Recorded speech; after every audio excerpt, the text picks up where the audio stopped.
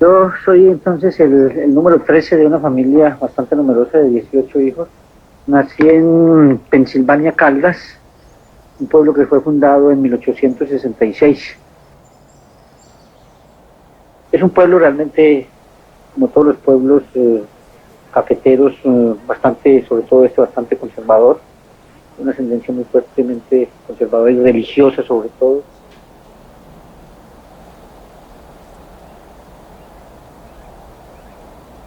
Todos los domingos era armar una piscina al frente de la casa, hacer camping, irnos a comer el helado. Entonces nos cortaba el pelo así súper honguito y éramos niños. Literal nos vestían como niños. Teníamos carros, no teníamos muñecas y jugábamos como niños. Hacíamos aseo de olla. Mi papá le encantaba llevarnos al río, que él creía que era algo mucho más natural. Tenemos miles de recuerdos bonitos.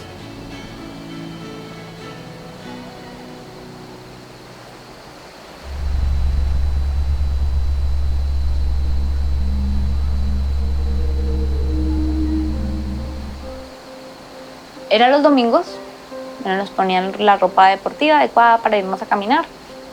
Cuando ya llegábamos arriba, todo el cerro, él decía, estas palabras que vamos a decir acá no son permitidas en la casa, porque una niña ni ningún niño debe decir groserías, está mal, no es apto para ustedes.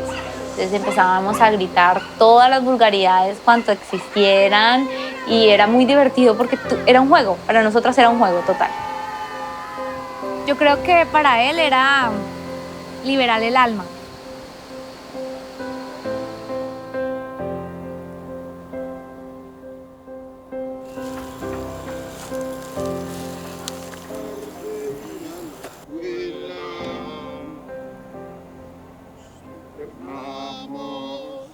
A coger unos limones y una vieja que nos vio.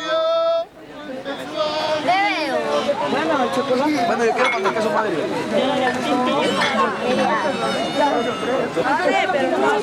Mamá. Abuelita.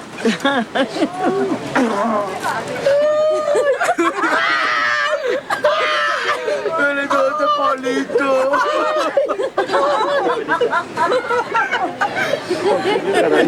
¡Putito calavito!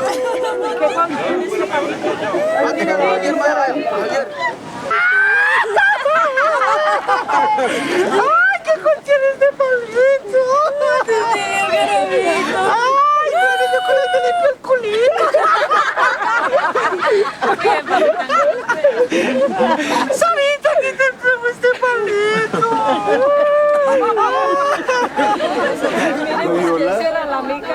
Mi Viola, Dios está atrás haciendo mímica. Sí.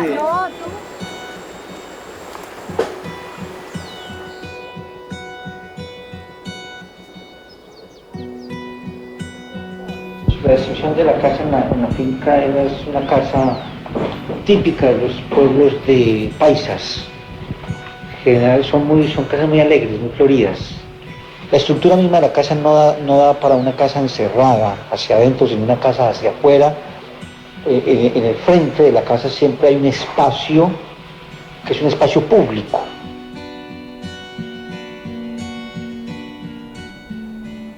Mi mamá siempre me mandaba a mí a estar detrás de mi papá en las concentraciones políticas porque era un hombre bastante avesado y furioso, digámoslo así, y sentía con mucha pasión. Entonces siempre se emborrachaba, se tomaba sus tragos, entonces me tocaba estar siempre con él. Cuando ya estaba borracho, ir a avisar la casa, traer dos hermanos, recogerlo y llevarlo. Pero en medio de esas manifestaciones políticas yo fui sintiendo como el hervor por la política. Era alegre, nunca lo vi pues que estuviera, si había algún problema era el que siempre estaba enfrentando las cosas y diciendo, bueno, ¿qué hay que hacer? Al menos proponiendo soluciones. Tenía muchos amigos, él era una persona muy caritativa, compartía mucho con la gente pobre. Terminado el bachillerato salí en el año 78 para Bogotá, ya tenía hermanos mayores allá que estaban estudiando y trabajando. siempre el sentido de solidaridad en la casa, de haber vivido entre 4 y 5, de estar ayudándonos, de estar compartiéndonos. Entonces se siguió esa escuela, los hermanos mayores siempre respondían por nosotros. Vivimos ahí en Normandía, en un apartamento donde compartíamos pues, la época universitaria en la Universidad Autónoma. Él estudiaba Derecho, era pues ahí muy amigo de todos de Pardo Leal, de esa época. Eran como los camaradas ahí del hombre, entonces pues éramos muy amigos, muy allegados. Cuando yo ya lo conocí, pues él ya tenía cierto historial dentro de la militancia de la Juventud Comunista. Después ya cuando vino que terminamos la universidad, que digamos cada uno trata de buscar su propio norte, pero siempre dentro de la lucha, a mí me designaron para irme para San José del Guaviare como personero municipal.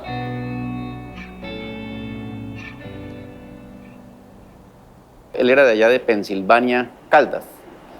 Y él al llegar allá, pues igualmente se destacó como dirigente político. Ya para ese año 1986, 87, ya había nacido la Unión Patriótica, que se había dado a raíz de los acuerdos de Belisario Betancur del año 84-85 en la Uribe con las FARC.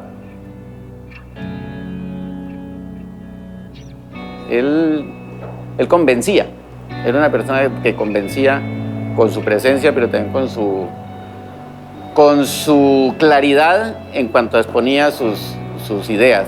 Siempre fue un destacado también dirigente en el Partido Comunista, en la Juventud Comunista en esa época, posteriormente Partido Comunista y desde luego la Unión Patriótica. Llegué en el inicio del 86 a Pensilvania, abrí la oficina, pero a la vez pues yo tenía mi compromiso ya definido en mi militancia política de izquierda. Entonces, con unos amigos que tenía allá, empezamos a organizar un núcleo de una junta patriótica en el pueblo bastante conservador. Y mi papá y otros 4 más dirigentes conservadores, los hijos de ellos 4 todos salimos de izquierda. Poco a poco armamos un grupo cultural que lo llamamos El Ventorrillo.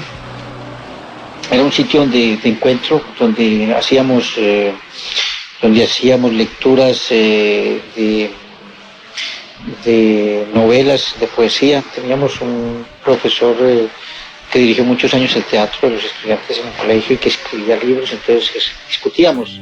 Ventorrillo era un sitio sin ánimo de lucro. Los aportes económicos en Ventorrillo no interesaban. En Ventorrillo interesaba mucho era el aporte cultural, el aporte artístico. Una época hermosa, romántica, yo pienso que la época bonita de Pensilvania, pero muy dura también. Interesaba era el que llegara a aportar en el crecimiento del desarrollo cultural del municipio y que llegara a transmitir cualquiera de sus sabidurías, ya fueran cualquiera uno de los oficios que tuviera. La temática de nosotros siempre era esas inquietudes de cambio, las inquietudes de que esto fuera otro país, un país más justo, un país que realmente le brindara a la gente el bienestar que le niega la clase política tradicional. El concepto era que la gente pensara diferente. Cuando Josué llega a Pensilvania, pues encuentra el Ventorrillo y allí, ese fue el asiento de Josué. Josué llegó allí tertuliamos, allí conocimos sus inquietudes. Josué sintió que Ventorrillo era el sitio donde él podría desarrollar todos sus ideales y compartir sus ideales. Él vino a trabajar aquí no como juez, sino como abogado, a defender pues, a aquellos que no tenían defensores. En Pensilvania no fue ajeno a ese proceso de violencia y de exterminio de la Unión Patriótica, y en todos los rincones de este país quisieron buscar a los defensores de los derechos humanos. Pues aquí llegaron Escuadrón de la Muerte. Por algún lado llegó la información que en Pensilvania se estaba gestando la revolución y ahí llegaron por Josué. Pues estaban mirando cómo minaban prácticamente la moral de los militantes. Y yo creo que apuntaron no solamente a los cuadros más representativos, sino a los jóvenes más representativos.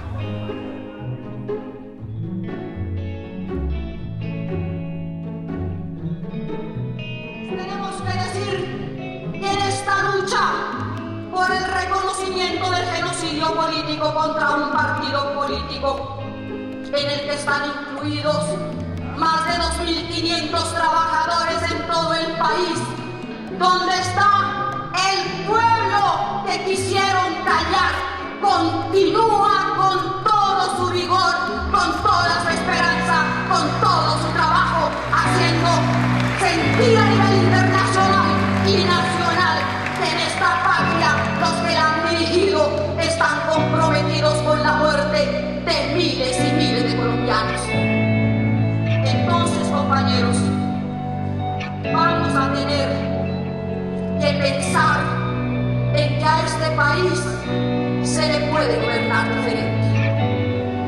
Que lo primero que tenemos que hacer es aplicar la tolerancia.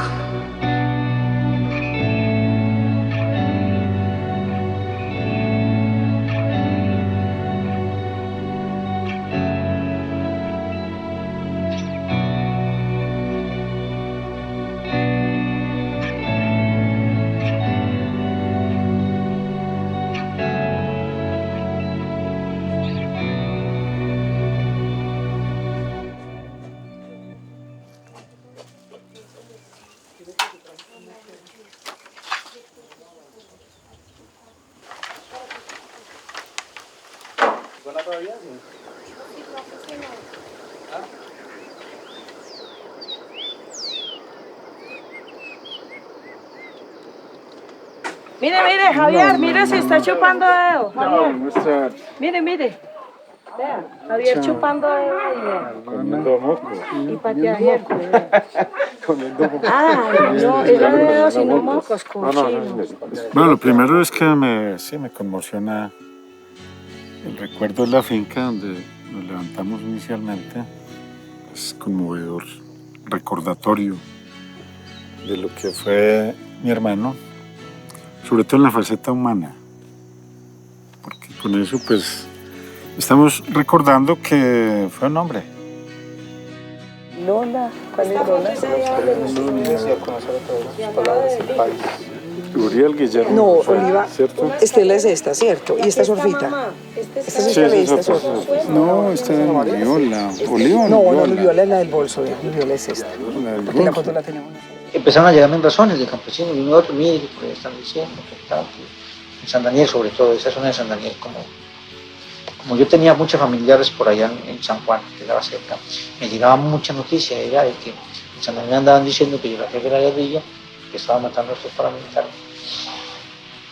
Y entonces empezó la situación complicada, preocupante, y finalmente sí, ya yo supe que se había organizado un plan para matarme. Yo lo supe con mucha anticipación, con mucho tiempo, varios me avisaron, incluso 8 días antes de que me hicieran el atentado, 2 de los que participaron en el atentado fueron a buscarme para decirme que me iban a matar, no que eran ellos, sino que ellos sabían que me iban a matar. Incluso me ofrecieron que si les daba plata. Este ha sido un medio tradicionalista, y observar aquí una militancia izquierda más o menos acentuada o masificada era una cosa un poco bien difícil. Siempre nos estuvo muy al tanto de las cosas, de la situación como iba por allá. Sufríamos mucho con eso, pero él era indeclinable. Con él no se podía hablar porque él... No, a mí no me hablen de dejar esto. Esta lucha yo la llevo hasta el final. Yo no puedo claudicar, yo no puedo dejar a mis amigos, no puedo dejar a mis campesinos, a mi gente. Ellos son para mí la razón de ser, la razón de mi lucha, de mi trabajo. Yo no los puedo dejar. Nunca, yo de 1000 maneras le hablé. En nombre de mi papá, en nombre de mi mamá, en nombre de mis hermanos. Él me dijo, Milita, es inútil. Yo la quiero mucho a usted, pero es inútil que yo vaya a declinar. Yo no puedo.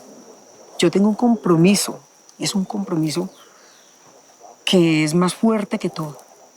Yo no puedo, y yo moriré por esta causa. Y eso todos lo sabíamos. Y me sentí transportado en el aire volando. Bueno, el primer impacto que fue por la espalda atrás.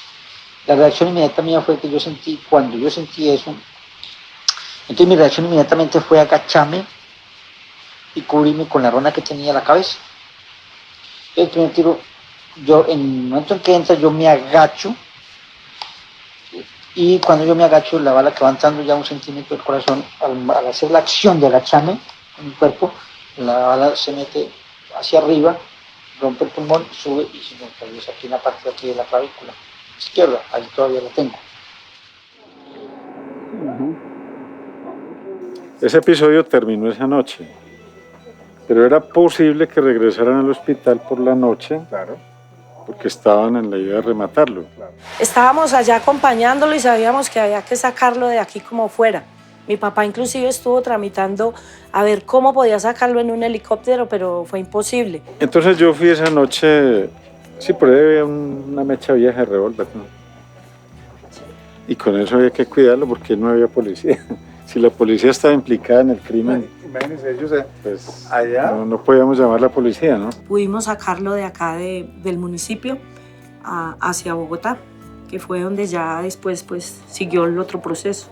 Una vez recuperado, él viajó a la Unión Soviética a terminar su procedimiento de restauración física. A él se le daba esa oportunidad porque era un hombre muy inteligente, que además podía ir a hacer hasta una carrera. El partido hizo todo por evitar que la gente muriera, todo, pero la gente mucha no resistió vivir en el extranjero. Él regresó y siguió pues en su trabajo, ¿no? Básicamente lo del atentado en Pensilvania confirma una cosa para mí, ¿no? Y para todos. Las convicciones de Josué fueron siempre inflexibles. Él había podido renunciar a la Unión Patriótica, había podido retirarse, había podido irse del país incluso. No lo hizo. Y nosotros no queríamos que él fuera al Meta, porque conocíamos su compromiso y su manera de trabajar con la gente en los barrios, con los jóvenes, y creíamos que representaba un gran peligro.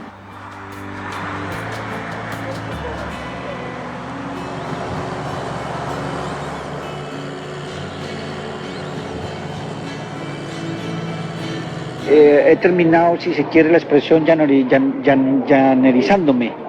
Entre otras cosas, pues mi esposa es llanera, mis hijas son llaneras, se sienten así llaneras, bailan la música llanera, el joropo, yo no he podido aprenderlo. Y esas cositas de la vida cotidiana, del folclore, de la convivencia con la gente llanera, son las que hacen tal vez que uno se aferre y se amarre tanto. Y antes de llegar al llano yo no recuerdo haber llorado por algo. Aprendí en el llano a llorar cuando los primeros muertos, las viudas, los niños sobre todo, que impactaron muy fuerte.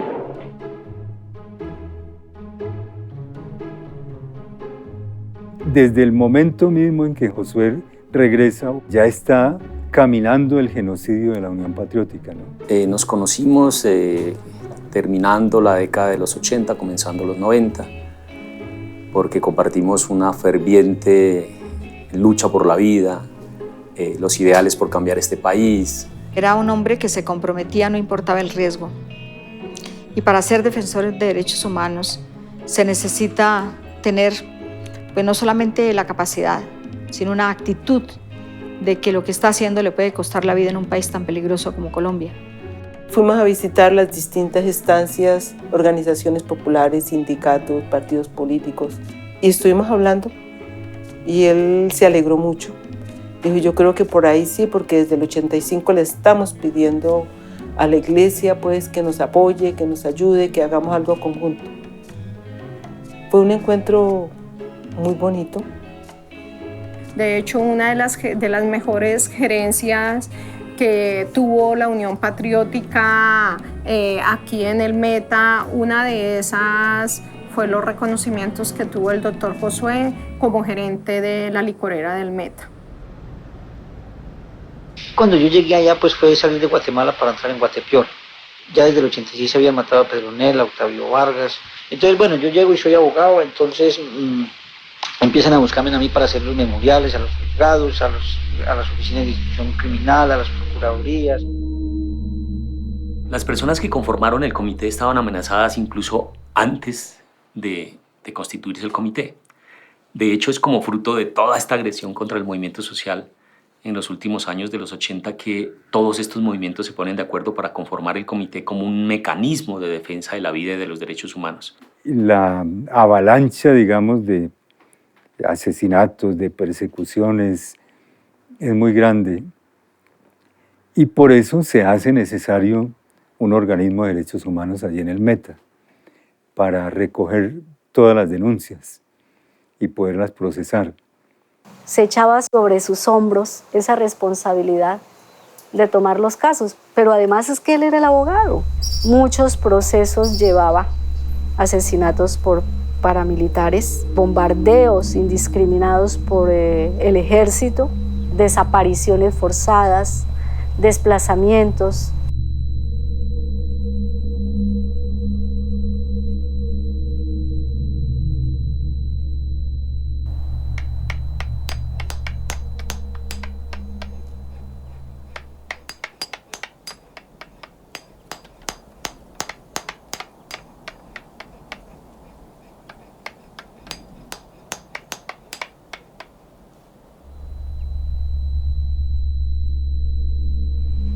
Miedo realmente lo único que siento no tanto es por mí, sino por mi familia. Siempre el miedo que no me deja a mí dormir es que una noche lleguen a poner una bomba en la casa. Ese es tal vez el miedo que siento. De resto, miedo a veces me da por pensar, digamos, un poco que es como un acto de cobardía, uno dice, porque el hecho de que uno se vaya sencillamente es endosarle la posibilidad de la muerte de uno a otro. Y eso pues es una cosa bastante terrible. La matanza aquí fue despiadada, como lo fue en todo el país, pero yo creo que aquí en el departamento del Meta se ensañó más, precisamente por la fuerza tan grande que había cogido la Unión Patriótica. Creemos que aquí fueron más de 1000, por lo menos 2000 militantes de la Unión Patriótica en que fueron exterminados.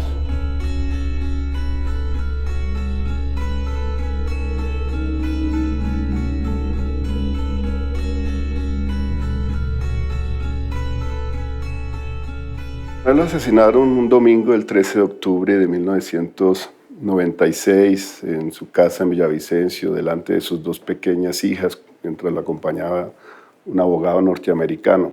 Él estaba al frente de su casa, o sea, cómo llegar esa violencia a lo más sagrado que era la familia, que era su casa, donde supuestamente donde ahí iba su descanso, ¿no? El comité, después de que matan a Josué Giraldo, prácticamente termina su labor ahí. Solamente 2, 3 sobrevivientes continúan haciendo algún trabajo.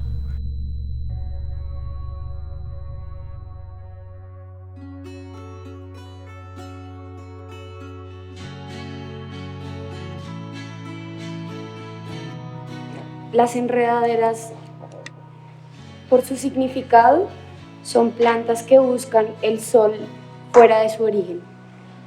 Entonces, para mí esa era la metáfora, y esa fue la metáfora en la que se convirtió Josué, como una persona que salió de su origen, de una casa muy conservadora, de un pueblo muy conservador, a buscar el sol, a buscar como esa carrera por el sol, pero para todos. Esa palabra es de él, ceder es más terrible que la muerte. Él prefirió enfrentar la muerte a ceder en sus convicciones, en su lucha por la defensa de los derechos humanos. Yo creo que la mejor enseñanza es esa valentía, ese aferrarse a que este país puede y merece y necesita algo mejor. Y a pesar de todas las adversidades, nunca se dio un milímetro en sus convicciones. Él soñaba con un país de igualdad de derechos, de que no porque se pensara diferente tenía que salir uno corriendo. La agresión contra el comité no ha parado, porque ingresaron nuevas personas, nuevos movimientos, nuevas organizaciones a ser parte de este comité, y apenas el año pasado, el 13 de noviembre del año pasado, mataron al fiscal del Comité Cívico por los Derechos Humanos, que era el compañero Daniel Abril. Y lo mataron por lo mismo de antes. ¿Sí? Esta es una película de terror que no para. Y una lucha continua, no desfallecer, sino que hay que continuar haciéndolo, pese a lo que suceda.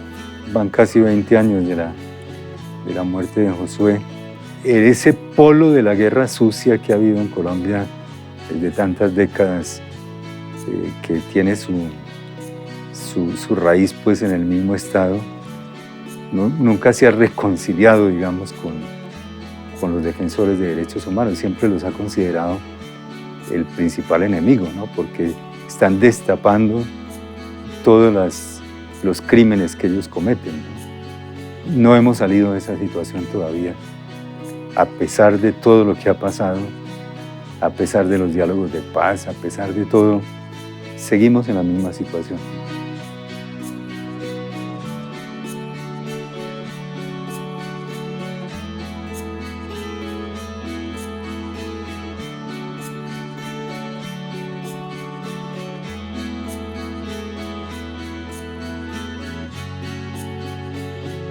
Tres palabras resumirían la vida de mi hermano: alegría, tolerancia y diálogo.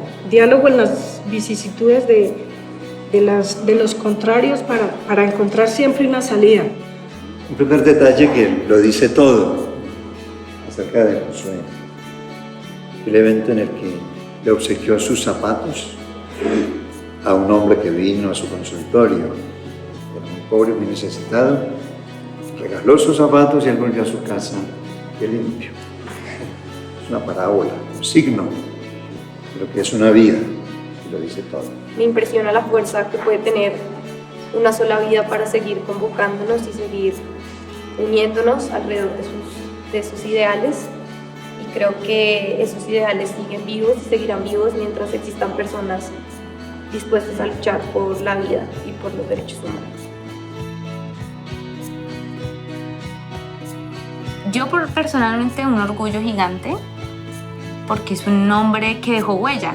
Tú vienes al mundo a hacer eso, a dejar huella, a decir, no solamente por ser protagonista, sino simplemente por decir, acá estoy y luché por algo, hice algo en mi vida. Nos enseñó a que todos los seres humanos debemos tener inmersos en nuestro corazón y en nuestra mente y en nuestra alma a un defensor de derechos humanos. Yo creo que dejó un legado gigante, y más que a nosotras como familia nos orgullece, yo creo que a todos los seres humanos debe enorgullecernos que personas así existan en el mundo, que a pesar de que son asesinadas, a pesar de que son desaparecidas, no mueren, mueren en vida, mueren en cuerpo, pero sus actos, sus obras, su legado está vivo. Porque así sigan matando y maten a miles de personas, van a haber otras, y otras, y otras, y otras. Y esas otras van cada día a demostrarle a la sociedad que cada persona debe tener en su corazón a un defensor.